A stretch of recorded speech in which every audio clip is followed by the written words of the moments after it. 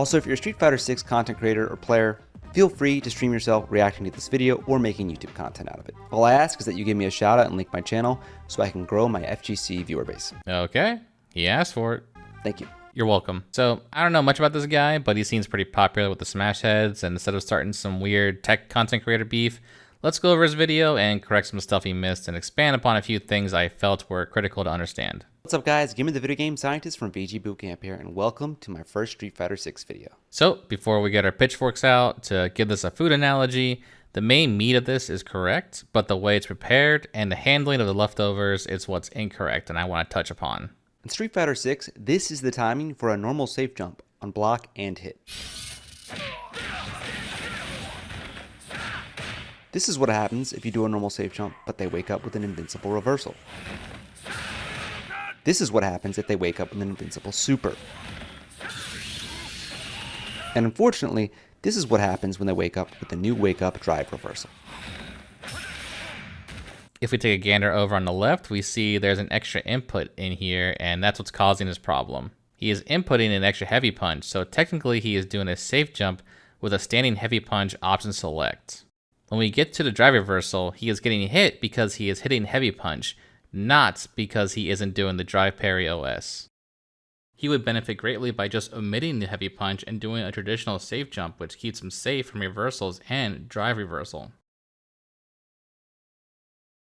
I got you though, because this is the parry safe jump option select. Just to be clear, OSing a drive parry within your safe jump is really good tech, and you should probably learn how to do it if you aren't.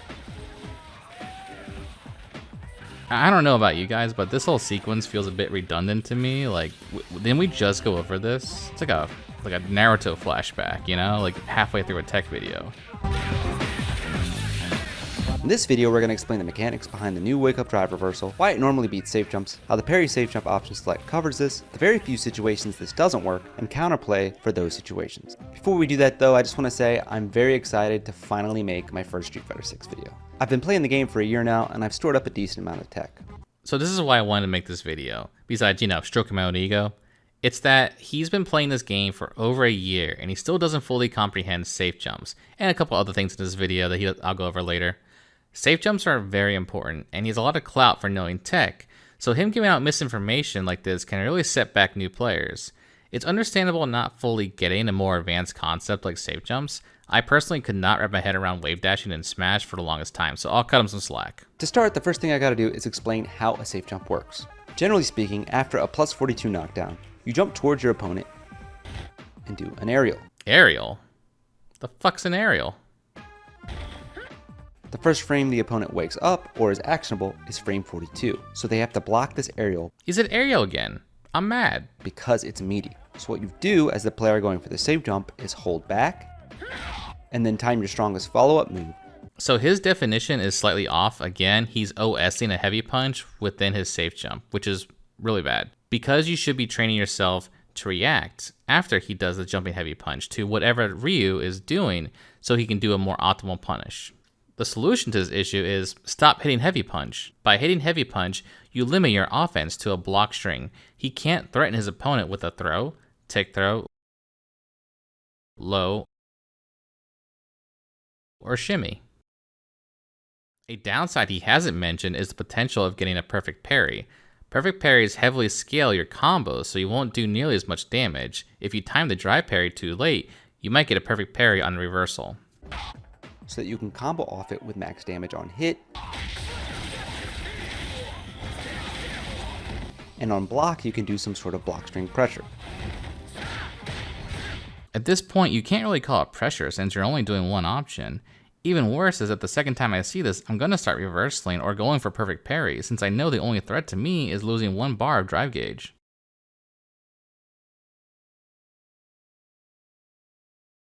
If they wake up with an invincible DP, your move will whiff for 1 frame, you'll land for 3 frames, and then start walking backwards, which is also the blocking input. You'll block the DP, and then the blocks done from the DP will eat your grounded button input. Again, nothing really wrong here, it's just extra for very little reward. If instead they wake up with a super, you'll freeze midair, and both the back input and the grounded button input will be eaten.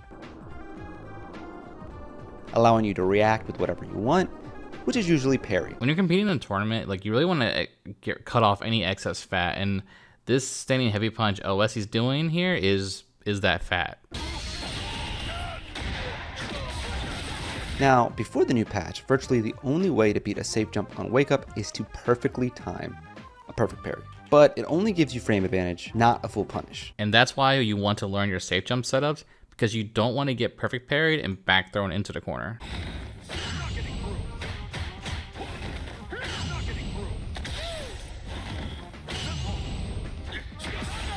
And they can bait it out by not doing a safe jump and just grabbing you.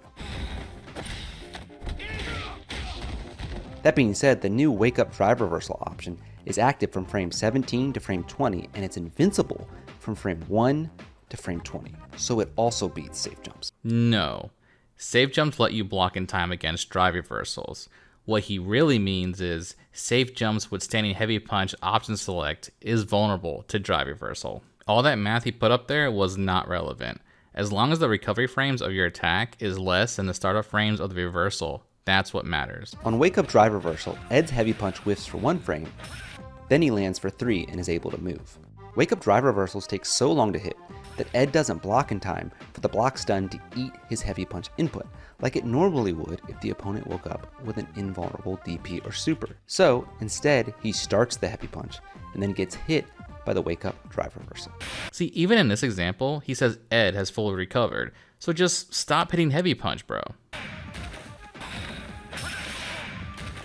The solution to this issue is quite simple. Is it don't hit heavy punch? Just do the safe jump parry option select. That was my second answer. It's exactly the same as a normal safe jump, but you do the aerial, and then you input a parry after your landing frames would normally come out on whiff. Release the parry, and then press your grounded button. What happens is, on block and hit, the safe jump will act exactly as intended.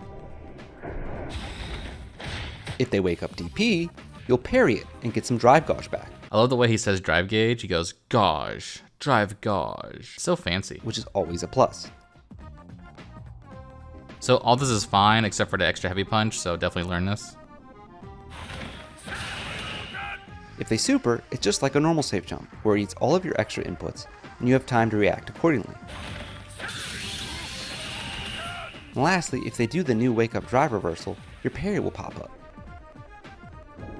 which takes about 45 frames, so it'll eat your grounded button input, and then you'll block the drive reversal normally. This is -6, so you can punish accordingly. Something that might pop up later, but I don't know for sure, is that possibly some characters need to drive parry drive reversals to get a better punish, since there's less pushback during parry than block stun. Now that we know how this works, let's talk about the one scenario where it doesn't. And that's wake up level 3 command grab supers, which you only really have to worry about with Geef, Manon, Lily, and Akuma. Realistically, it's just Geef and Akuma, since their supers freeze you in place during the super animation. For Lily and Manon, you can actually jump out of the startup of their animation. This is because if they do their command grab supers and you haven't jumped before the super freeze, you'll be grounded and forced to take a hit holding your parry. To get around this, instead of parrying in between the aerial button and the grounded button, you can tap up and back to do a back jump. If they wake up at level 3, you'll jump back, but you can punish on whiff.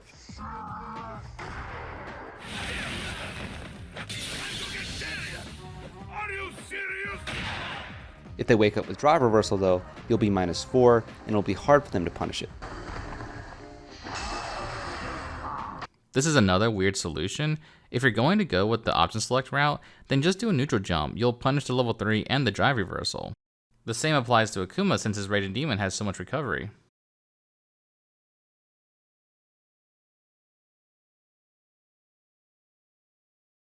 But this will lose the ODDP.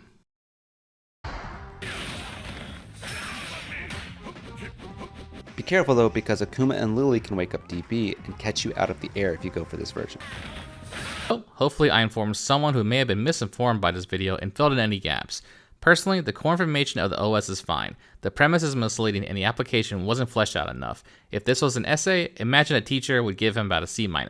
In the comments, he does mention why he is doing a heavy punch follow-up and omitted explaining it in the video. He wanted to do a sequence where he didn't have to react, but this still redefines what he is doing. This isn't a safe jump drive parry OS. This is a safe jump drive parry OS layered with a standing heavy punch OS. And more importantly, you are gimping yourself as a player by limiting your offensive sequence to just standing heavy punch while leaving yourself predictable and open to counterplay. Going forward, GimR's should reach out to more tech-savvy players to help verify his findings to prevent such errors. I don't just tell you, but thanks for watching.